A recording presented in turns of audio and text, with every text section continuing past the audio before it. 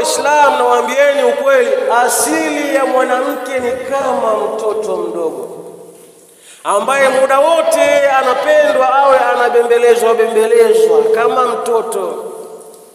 Leo hii wewe itokee mwanaume mwenzio anakuletea ile pipi ya kijiti ambayo inaitwa big bomb, utamuona huyu jamaa vipi? Wewe lofa nini unakuja unaniletea vitu kama hivi?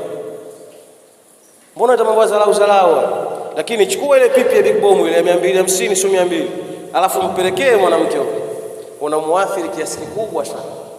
Kwa hii ni sababu pia ya kutengeneza kwa mke wako. Kwa hiyo kama mlikuwa mnapeana vile vitu vizuri, mlikuwa mkigharamiana ule wakati mnatafutana, basi mambo haya nayo pia yanatakiwa yaendelee hata hivi sasa. Ukitoka kazini umebebea watoto wako vizawadi, wapatie kwa namna yao. Unamuita mkeo chumbani, unampatia kwa sauti iliyokuwa nzuri na mahaba yaliyojaa ndani yake.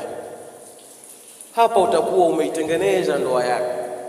Wako baadhi ya watu haya mambo wanaona kuwa ni mambo ya kitoto, lakini hii ni katika moja miongoni mwa mawajibati, mambo ya wajibu mwanamume anatakiwa afanye kwa mke wake. Mwanamume anatakiwa kulinda heshima ya nyumba.